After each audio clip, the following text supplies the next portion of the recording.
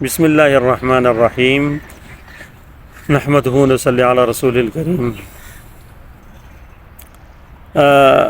شیطان کے وار اور اس کے حربوں کے بارے میں بات چل رہی تھی کہ وہ پہلا وار کرتا ہے کسی بھی عمل سے روکنا، نیک عمل سے روکنا۔ دوسرا وار اس کا یہ ہوتا ہے کہ وہ اس میں تاخیر کروائے۔ اب اگر وہ ان دونوں وار میں، دونوں حربوں میں کامیاب نہ ہوا تو پھر تیسرا حربہ اس کا استعمال ہوتا ہے، تیسرا وار اس کا استعمال کرتا ہے، اور اس کے اندر اس کی کوشش ہوتی ہے کہ وہ عمل کو جلدی کروائے، عمل میں جلدی کروائے۔ اب انسان سوچتا ہے کہ یار عمل میں اگر جلدی کر رہا ہے تو چلو تو اچھی بات ہے نا، جلدی، بھائی جلدی مقصود نہیں ہے، جلدی یہ جو جلدی کرا رہا ہے نا، یہ کوئی اچھی نیت اور نیکوکاری سے جلدی نہیں کروا رہا۔ اس کی کوشش یہ ہوتی ہے کہ جو عمل کر کے انسان جو اس کے اوپر اثرات حاصل کرتا ہے، فضیلت حاصل کرتا ہے اور اللہ کا قرب حاصل کرتا ہے، اس کے اندر وہ چیز اس سے جو ہے نا چھین لی جائے اور اس پہ وہ کامیاب نہ ہو۔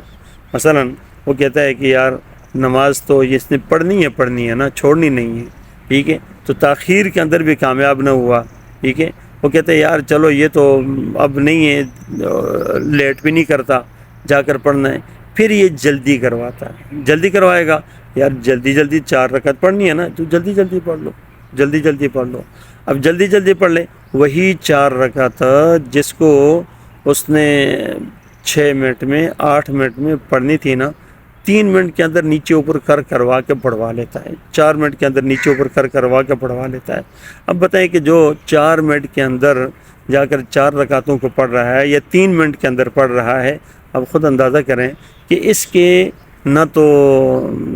صحیح طور پہ قرات کر سکے گا، نہ صحیح طور پر تسبیحات پڑھ سکے گا، اور نہ ہی صحیح طور پر خشوع و خضوع کے ساتھ رکوع، سجود اور قیام عمل میں لا سکے گا، کچھ بھی نہیں ہو سکے گا۔ نیچے اوپر کیوں؟ جلدی اس کی ہوگی کہ یار 4 کیسے پوری ہو جائیں، کیوں؟ بعد میں ٹائم ہے، ادھر نماز کھڑی ہونی ہے مثال کے طور پہ، اب یہ اس کے اندر لگائے گا۔ تو اس لیے بھئی ہمیں یہ جو آخر تیسرا حربہ ہے نا، تیسرا حربہ کہ اس کے اندر جلدی کروانا، تو یہ جلدی ایسی نہیں ہے کہ جو کوئی محمود ہے، بلکہ مذموم ہے، کیونکہ اس سے وہ عمل کو بے اثر کرتا ہے، خشوع و خضوع سے دور کرتا ہے۔ اور دوسری بات یہ ہے کہ ہمیں چاہیے کہ جب بھی عبادات کریں تو کم از کم عبادتوں کے اندر ہم اس بات کا خیال کریں کہ اگر اللہ کے سامنے کھڑے ہیں نا،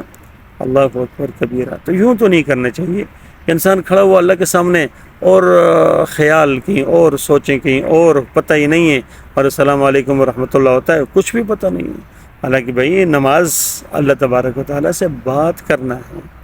اور نماز کے اندر تو خشوع و خضوع ہونا چاہیے۔ نماز کے اندر انسان جب کھڑا ہو نا تو پھر سب سے ہٹ کٹ کر، جس طرح کہتا ہے نا کہ اس میں سب چیزیں، حلال چیزیں بھی اس کے اوپر حرام ہو جاتی ہے،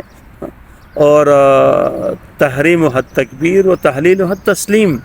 تو جب تکبیر کے ساتھ سب چیزیں آپ کے اوپر حرام ہو گئی تو اب حرام کیا مطلب ہے کہ صرف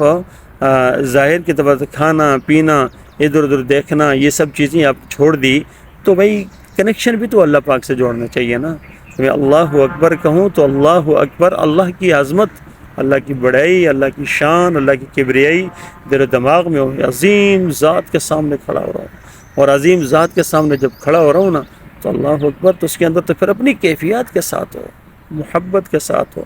سبحانک اللہم، آرام سے شروع کریں۔ بسا اوقات انسان نماز شروع کرتا ہے نا، اور امامت بھی ہو رہی ہوتی ہے، کوئی پڑھا رہا ہوتا ہے، وہ بھی اللہ اکبر اور اس کے بعد الحمدللہ رب العالمین سے شروع ہے۔ بھئی اللہ اکبر کے بعد پھر جو ہے نا کچھ دعا ہے، ثنا بھی تو پڑھنی ہوتی ہے نا، ثنا کو ٹائم دیں، ثنا پڑھیں، اور پڑھنے کے بعد پھر اس کے بعد اعوذ باللہ بسم اللہ پڑھ کے پھر الحمدللہ رب العالمین شروع کیا جاتا ہے۔ یہ یک دم تو نہیں ہوتا، اللہ اکبر کیا اور سیدھے شروع ہو گئے، ٹائم لگتا ہے۔ انسان تھوڑا سا غور تو کرے نا کہ میں بیچ میں ٹائم دے رہا ہوں یا نہیں دے رہا ہوں، ٹھیک ہے۔ ہماری یہ غفلت ہے، ہم اس بات کی طرف توجہ نہیں کرتے، اور شیطان کے یہی حربہ ہے کہ بس جلدی کرو بھائی، ایک جو نماز آپ نے اگر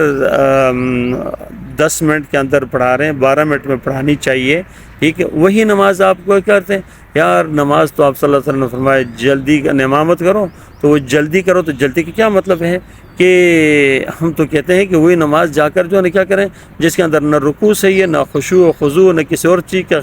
خیال ہے، بس جلدی کرو۔